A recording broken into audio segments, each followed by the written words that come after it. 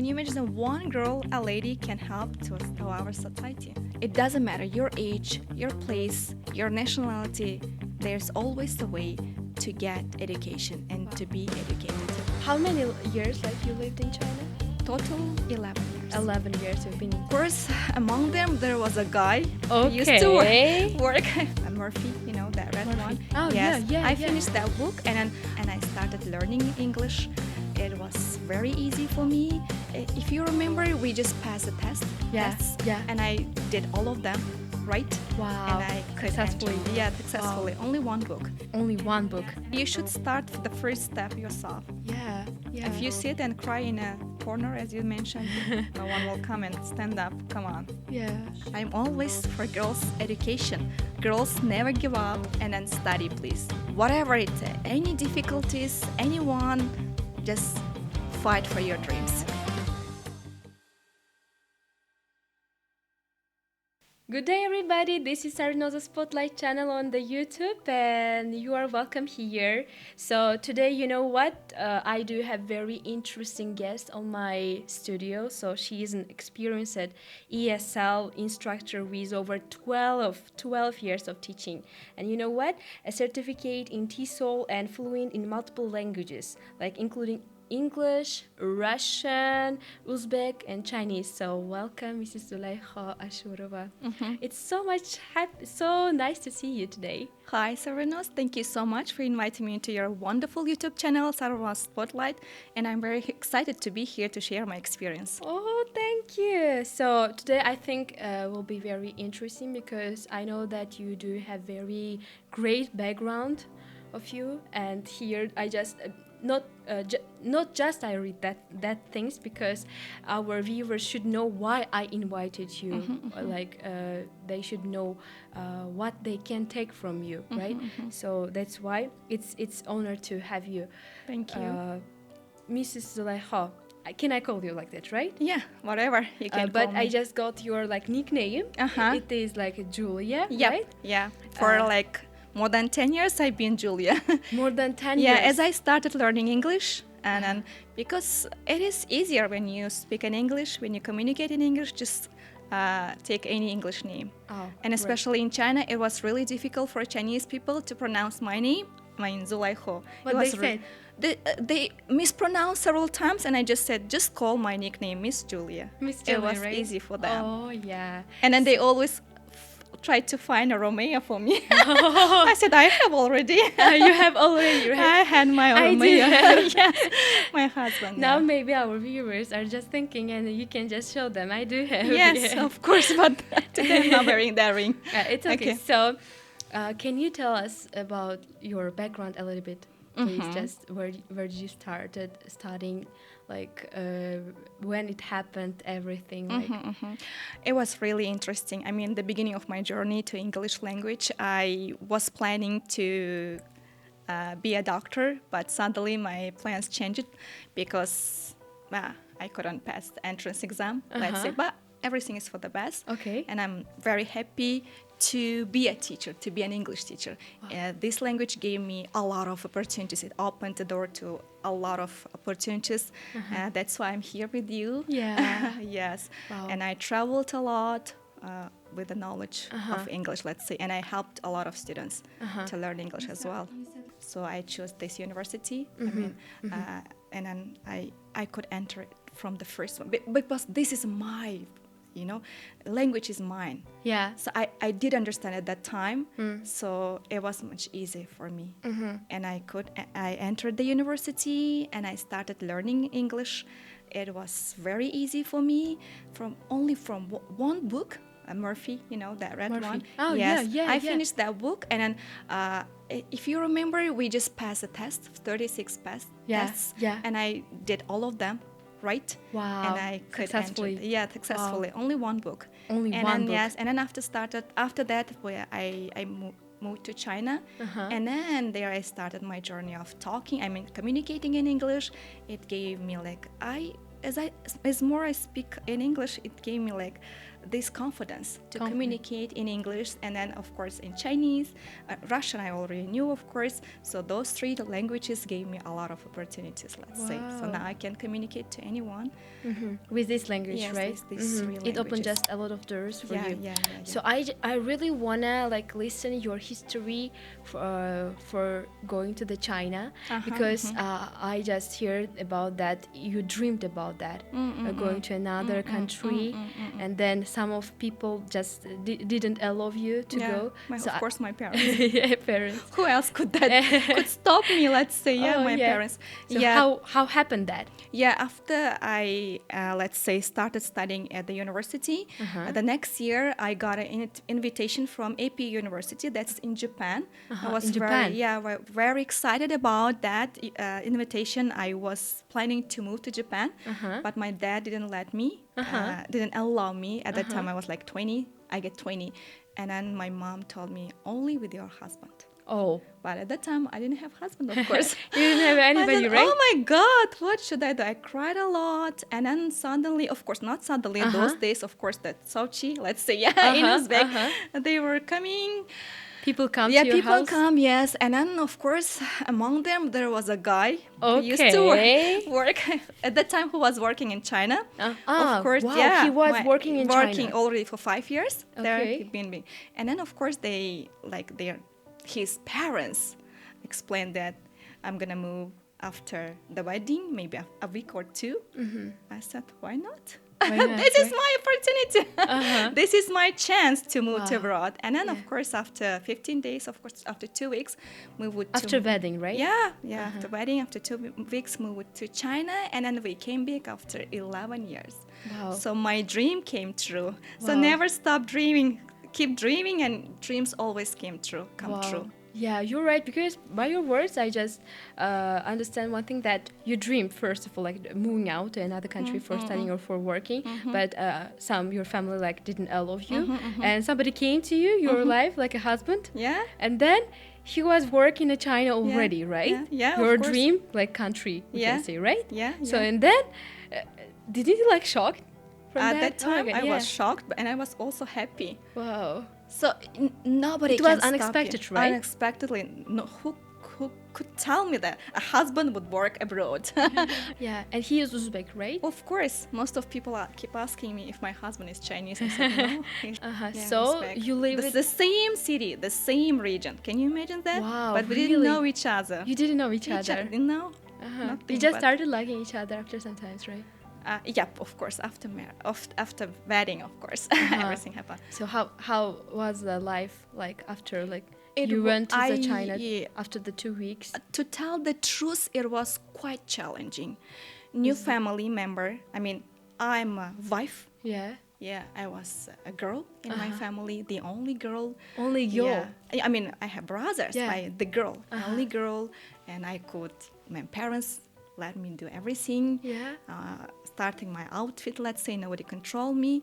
And on time, of course, money, and then you moving to another family, there is a guy 24/7 with you who controls your outfit and everything, and you share everything with him. And then another country, another culture, new language, new people, new fit. I mean, new food even. It was all together. It was really difficult challenging. For me. Yeah, a new person. New person. First of all, you're staying with a new person. Even in Uzbekistan, when girls get married, they have a lot of difficulties staying in Uzbekistan. They're around their family. Let's say they can move to talk to their mom anytime they want, and then they visit their parents like in a week or in a month several times. But for me, I couldn't visit to any relatives. I couldn't talk to my mom for a long time. At that time, it was really difficult to communicate by Telegram or anything, but we used to have Skype, if you remember. And then we didn't have any internet connection at home, so we had to go to internet bars to talk to my parents once a week or twice a week. Wow, they waited you so much. Yeah, and then me too, the same. Oh my God, It was really challenging, but that time really shaped me.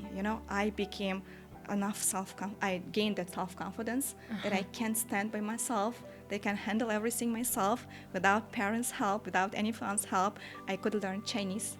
I could adapt to that Chinese culture. I could communicate to Chinese people and eat their food.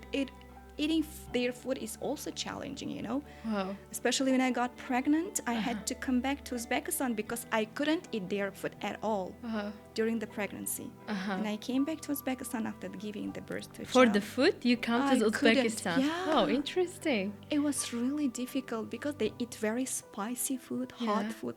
But I really missed our Uzbek cuisine. I missed my mom's bread. Even finding a bread is difficult there. Can you imagine that? And I How hear I one could thing survive without bread so many is it years. expensive bread like No, there? they don't have. They have a kind they- of bread, but that's totally different from ours. Oh. Without salt, steamed bread, you know, the white one, maybe you have ever seen steamed white bread. No. No Is it like salt. totally white? Totally white, and there's no salt, There's no salt, just just steamed bread. bread. Yeah, steamed, not great. baked, steamed. But it's the taste is totally different from ours. And But then, I baked bread at home. But during your pregnancy, you cannot do that. That's why I had to come back. I enjoyed our food here in Uzbekistan, and I gained weight a little bit. When I was like in my pregnancy, the 5th month, I was like 42 kg. Can you imagine that? 42 kg. oh my God, for the Yeah, for me, yeah. And then I had, and everyone, and my doctor told me you have to go back to your country. great. Otherwise, you cannot. So how many years like you lived in China? Total 11 years. 11 years. Yeah, you've I been- moved to China when in 2009 and then came back in 2020. You studied there or you? No, the same sometimes time I worked, visited. right? Yeah, I visited my parents. They live in Russia, and my husband's parents who live in here in Uzbekistan. Sometimes What did I you visit. learn from the Chinese people? Very great one thing. You know, I learned to be hardworking. Hardworking. Yeah, they do work hard, really hard, and about the value of education. They very value the education, especially their kids. They pay a lot of attention to education of their kids. They don't. Finance is not problem for them. Time is not problem for them. Just education is the priority one. So all 6 people, I mean parents, mom and dad, grandparents, from dad's side, from mom's side, all 6 people, just one child. They do care about him or her. Wow. Yeah. And That's cool. the kids are very busy. Students, school kids, they're very busy. They don't have any time. Not like in Uzbekistan. They go to school let's say at 8 a.m. Okay. and then came back maybe at 8 p.m. because At after 8 school they p.m. have their after school Extras. programs. Yes, extra classes. They go directly there. Then they have to finish their homework and then they go home. They don't have extra time for those kind of extra activities like TikTok or Instagram and so on. They do focus on study, and that's great. And then at the weekends they're still busy because they have extra courses like English, dance, playing the guitar, doing any sports. Again, they're busy, you know. They don't have extra this kind of the free time for doing nonsense. So they're quite busy. That's why you can see the development there. Yeah. And then 11th year, like, just end up. What did you do? You decided to come back to Uzbekistan? Well, actually, we didn't decide because of pandemic. Yeah. It was really interesting again. Everything happens accidentally in my life. So, accidents are... Unexpectedly, yeah. But maybe this is for the best. Not maybe, but exactly for the best. So each 4 months we visit Uzbekistan. We visited our parents in Uzbekistan. My parents-in-law, and then my parents in Russia. 2020 we visited Uzbekistan, his parents, and then we moved to Russia, and then suddenly the pandemic locked down, and then we stayed in Russia for 6 months. For 6 We months. wanted to go back to China, but we couldn't. After 6 months, we decided to come back to Tashkent, to Uzbekistan, and start living here because we knew that we cannot go back to China anymore. And during those 6 months, my daughter started speaking in Russian and in Uzbek because before she couldn't. Yeah, she couldn't say any single word in Russian or in Uzbek. You talk it in Chinese language? at Totally home? in Chinese. We communicated Wow. in Chinese. Even you talk to her, you beg her, just say Assalamu alaikum in Uzbek to grandparents. She refused. Oh She my couldn't God. say that. She didn't want to say. talk in Chinese, in Uzbek or in Russian, and then during our life in Russia, she started talking into those languages, and we were happy, and we decided to stay in Uzbekistan, and now we're here. I guess people need us here in Uzbekistan. That's why God brought us back to Uzbekistan. Of course. And you stayed here for your daughter. Yeah, we're staying here for her because she's now in Uzbek school.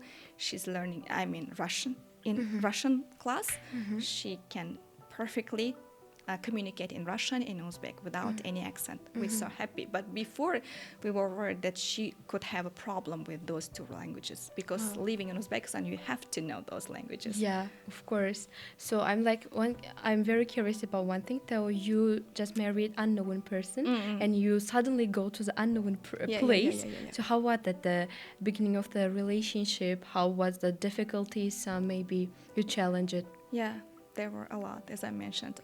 In a relationship also. Because you talked about that in our, we do have, in FL TV, we do have live show. It's called Good Morning Uzbekistan, and we talked about, that topic, and you just gave me very great, things that you already learned from your challenges. I want to talk about that. Yeah, it was really challenging because, relationship is not one subject. Relationship with a man, with a woman, with anyone. Let's say English you can learn, there is a book, from where to stop, from where to end. Math, you have the formula, and then you can solve any problem. Yeah. But in a relationship, there is no formula, there is no structure, there is no one book or several books that can guide you, and then you learn this, let's say formula, that's rules, and then you can, let's say, have a great relationship with anyone. No, there's not this kind of rule. And it is individual for everyone. Individual, we say. For one person, I cannot suggest you anything because you're one individual. You have your own thoughts, you have your own habits. The same with my husband and with me. But the only one thing I learned from my relationship with my husband, as I mentioned last time, that's accepting him as he is, as God created him. I cannot change him or he cannot change me. So we have to accept each other as we are. And then during those, we were together for 15 years already. 15 years, I learned that. Accepting the person As he is or as she is. And be grateful for God that he gave you that person, not anyone else. Without accepting that, it is going to be... It was challenging for you then. Of course. At the beginning, I couldn't accept him. Nothing. I didn't like anything about him from the beginning. At the beginning, can you imagine a person living with you all the time? And then it is not, I guess a lot of people have this kind of problem. The way of his eating, he's a man. You're a lady, you're a girl, you're beautiful. You have your own habits. You're very aesthetic, but he's a man. He's totally different from you. So. And you tried to do something else? I tried to teach him not to wear that, not to do that, don't talk like that. But I couldn't. And I said, why not? He's a man. Let him be a man. Yeah. And then everything is all right now. And then we should accept that trait. Yeah. In the end. And ask God to send you the guy, Mr. Right, let's say. Great. It was very interesting. So, you know what? You have already your own business and you have already your education background. Now just if I ask this question, I know that you can answer, and I know that it will be very helpful for all of viewers who is girls, even maybe boys can learn that too, right? So I want to talk about women's education in Uzbekistan today. So today in nowadays I know that it's day by day increasing attention for the girls in Uzbekistan. All of the world are doing that, and we are doing that too. So have you seen any positive changes in recent years in Uzbekistan, and are there any new programs or projects maybe you have seen or you came across or you are doing already that? This is very let's say Interesting question, and also this, at the same time challenging for a lot of girls, especially from remote areas. Okay, in Tashkent, yeah, I was a girl. I have a girl already, a daughter. We do a lot of for her, like development for her education. We never just we always spend a lot of money. We don't mind about that. But for girls, for some girls from especially rural areas of Uzbekistan, they're challenging a lot. They have a lot of difficulties getting knowledge, education. So nowadays I can see it, as you mentioned, it already has developed, especially government paying a lot of attention to education of girls in Uzbekistan, such kind of like scholarship. Yes, these scholarships. days, yes, scholarships, and then also additionally some organization, they organize some like supporting programs. I know some of them like that. And as you know, I had finished my master's degree from Webster University, Okay. and I started my PhD there at Webster University these days. Already for 4 months I started my topic is, I mean, my dissertation topic is like implementing online education for girls in rural areas of Uzbekistan. Wow, in rural areas. Yeah, rural and remote areas. Yes. Because here in Tashkent, in big cities, we all have this opportunity to Yes. get any like to gain any university, to gain any course, let's say, any knowledge. But from some girls, very smart girls, even ladies, women, yeah, who staying in rural areas of Uzbekistan, they have this potential to study, to do any kind of business, to work. They can give a lot to our society. They have this opportunity, they have this ability, let's say. Okay. But they cannot. Maybe they have some family issues, you know, Yeah. being a girl, being a lady, woman in Uzbekistan, or financial problems. Okay. So I really want to help those kind of people, let's say women, girls, to gain their dream job, their dream life, let's say, in the future. Great. So now, like, kind of, we talked about in positively, women's education is increasing day by day in Uzbekistan. But you know, there is another side. A lot of people think that it lives in a good atmosphere. They think that in everybody's house is the same thing with us, like, but it's different, you know. For example, like you mentioned, like in rural places are very different, like atmosphere different. They are maybe I don't want to just say that, maybe their attitude is different. So that's why yes, in past it was very a lot. I mean, education for girls, like in Uzbekistan, it was like rare situation. They just, girls also didn't want to study. They didn't have enough like a motivation for that, like in the past. But now, yes, it's like being enough and getting enough, but not yet. You know, not fully covered. Yep. Still, we do have that problem. Still, in some families, they have a question.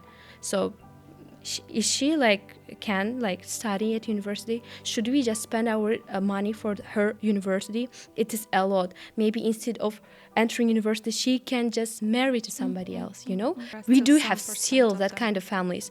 I can't change their attitude. I know that 100%. But you know, just looking at them, we cannot change anything. So maybe they need some help for that. That's why I'm talking about this online education. As you said, as you mentioned, that's their attitude.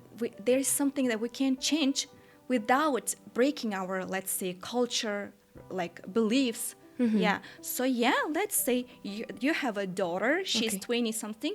You let her just get married, but she can study online from home or from her city without leaving her house, without leaving her city, and she still can get that education. Yeah, she can learn English. She can enter like any university. Let's say myself, I finished first education. I mean, master's degree online. I used to work from 8 till 6 p.m. And then in the evening we had to like live sessions by Zoom. And now I'm doing my dissertation also online. So I just want to explain people, those girls, those ladies, let's say women, that they can do without leaving their comfort zone, without leaving. This will not interrupt their family stuff. Their family life. Even husbands can accept this, because lady will stay at home. The woman, the girl, the woman will stay at home. And then after finishing all her housework, let's say, house task, let's say, taking care of her husband or her children, and then she will have enough time to study at home. Maybe This is the best way, I guess, for our Uzbekistan, for our ladies, for our girls who cannot just go for the outside, don't have for this some kind funds. of, Here is a question. So why we need study, why we need education actually? I guess if a woman, a single woman, gets education, that means one whole family gets education. In the future, let's say you're gonna have 5 kids, 3 more, I don't know how many, but that means you can give your knowledge, spread your knowledge to those kids. Yes. Yeah, and that means that you're spreading your knowledge to one family, your family spreads knowledge to the society. Can you imagine that one girl, a lady, can help to our society? Yeah, not only for herself, that's for herself, for her family, and for the society. Especially if you can see that a lady, a woman, gets knowledge, and then in the future she can create her own company, her own business, and then she can give job opportunity for others. Instead of just sitting at home, she can create that job opportunity. That means you're upfilling economically to your society, to the country.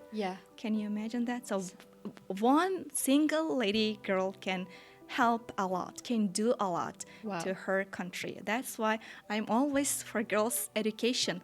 Girls never give up, and then study, please. If get education, whatever it, any difficulties, anyone, just fight for your dreams.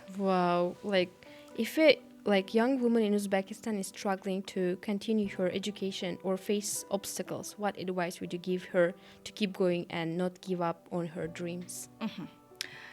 My sweet girl, let's say, I can call them, because all of my students are my kids. And now here in Uzbekistan, as I'm in Uzbekistan, all of young girls are like my daughters. So I can call them my sweet girls. My sweet girl, if you have any dream, just fight for it. Never give up and work hard. And if you have this kind of obstacles, this kind of difficulties, let's say, they are okay. All of us have those difficulties. Just never give up. Just keep going. And then if those obstacles are, financial problems, then try to find like volunteers, tutorials, or like scholarship programs, or, as I mentioned, online programs. Those are the best ways for you to get. What is your online program called? Mine is I am running just now like Julia Academy, offline here in Tashkent. Also, I have 3 or 4 courses, online courses, already ready courses. Yes, A1, A2, B1, and then speaking also. So those are some of them are absolutely free, so they can get. They are already the course is free, ready course. There are several. Like more than 50 video lessons, and then they can watch the video lessons, and then it's like self-study, but guided one. A lesson, video lesson, and then exercises. They should buy it? Yes, some of them are I do sell, but some of them are for free. So you're going to see the background, right? Great. So, like, as an experienced educator, what do you think teachers and schools can do to make education better and more accessible for women in Uzbekistan? The foundation of every education, that's of course schools, of course, and then teachers. Schools and teachers can do a lot, can contribute a lot to girls' education. First of all, they should do communications programs with girls, let's say, programs, and then with parents and communities as well, in order for them to explain how that's important. Women's education is important for Uzbek people. And then after those programs, and then we can see the progress here in Uzbekistan. Wow, after some time, right? Yeah, we already see those progress. I mean, it would be, of course, better and better day by day. And you are seeing that progress, right? Yeah, I do see. If we do work harder, I mean, we should work together. Parents, teachers, our government, let's say, our society. So for our future generation. From your word, like, women's education can benefit their families, their communication to the whole society. to all of the world, Yeah, I guess. Yeah. Mm-hmm. So I think if girls will not study, then society will be like Yeah, kind we of cannot see any development. poor. Let's say maybe we will see, but not that much. Let's say take China. Yeah, as I mentioned, they have only one child, but these days the government let them to have the second child. But even those with 2 kids, both of them do work. Mom, I mean, wife works, and also husband. And they have enough money Yeah. to support their family. But here in Uzbekistan, I'm really sorry, but that's not my stuff, that's not my business. But I do see some families with 4 kids, Okay. only a man is responsible for the finance.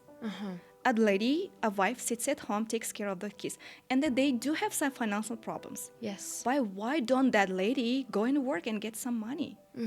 Why she cannot help her husband to support her family?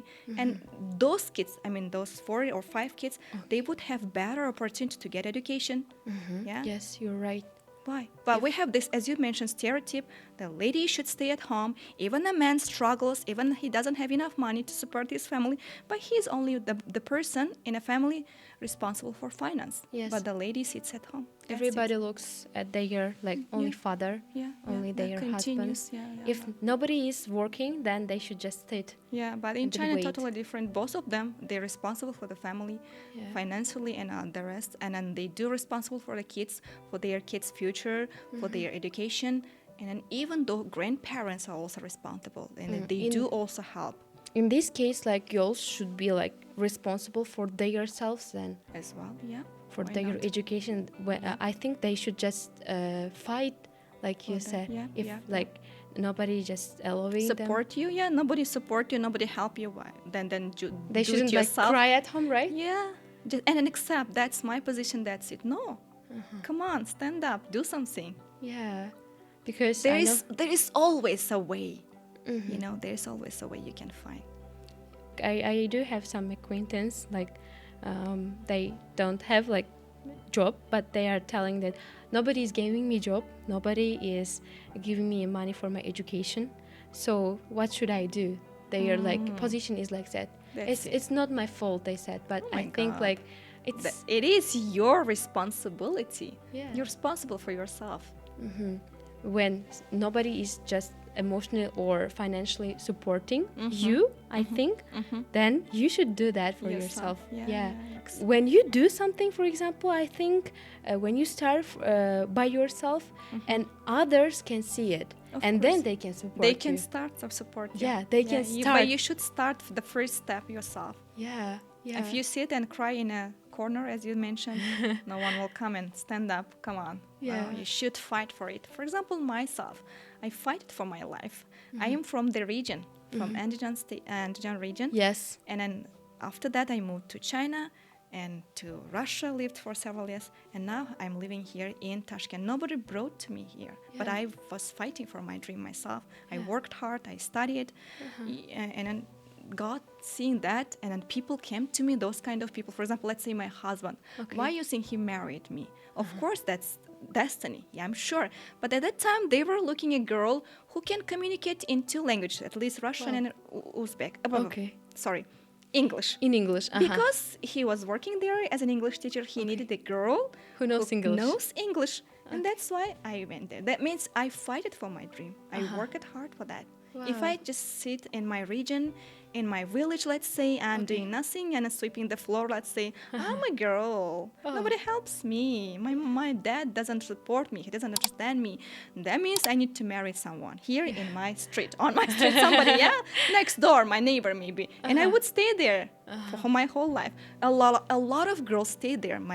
My relatives, let's say, my classmates from Andijan, but the person, me, who dreamed a lot, who worked a lot, now I'm here in Tashkent Yeah. with you. Yeah. But before coming to Tashkent, you have been in a lot of places. Yeah. So it means so much, you know. So let's talk more about you right now. So teaching is very demanding job. I know that teaching is a little challenging. And what's one thing you love the most about being a teacher? Being a teacher, it's like you're creating an art, you know.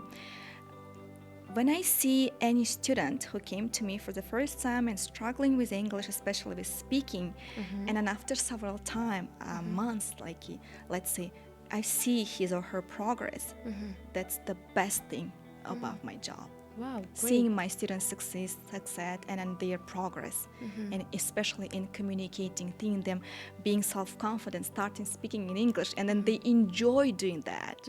That's the best thing about my job. Wow, great. What's your favorite book? Recently, I do pay attention a lot about my mindset. That's why I read the book.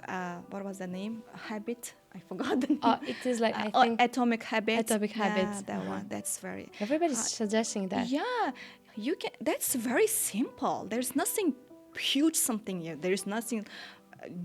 The knowledge we have no one known, but they book guide me. Yeah, how small habits can change into big habits. So can change your life. What's one place you dream of visiting? You know, as you mentioned, I've been to several countries, but I've never been to English-speaking countries. I really want to feel the communication in real English, let's say, with natives. Yeah, I met several native speakers there in China.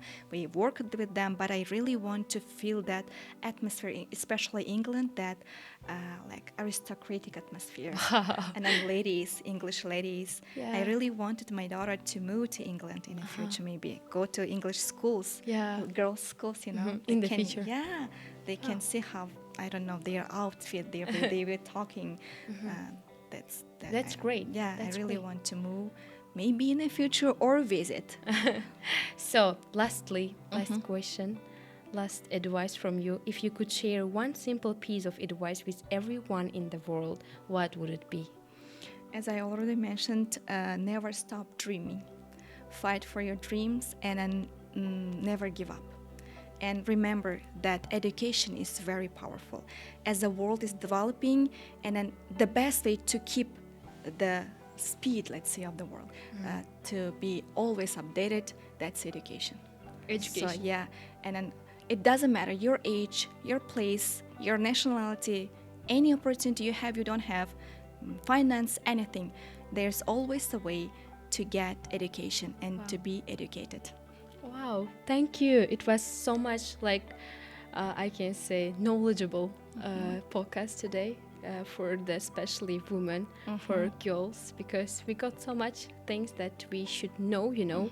It is like very important topic for all over the world, and I decided to speak about that today with you. And thank you for sharing your ideas about this huge, I can say, interesting women's education, and you could open that insights. Thank you for coming. Thank you so much for inviting me to your wonderful YouTube channel, and good luck.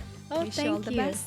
So everybody, it was Sarvinoza Spotlight channel with Mrs. Zulaykho, and as you see, it was very interesting. For example, I really like it. If you like it, please you can just click on the button to like, you know, and subscribe our channels, of course, because by subscribing our channels, you can just make us happy and increase day by day. So thank you very much. Have a nice day. Bye.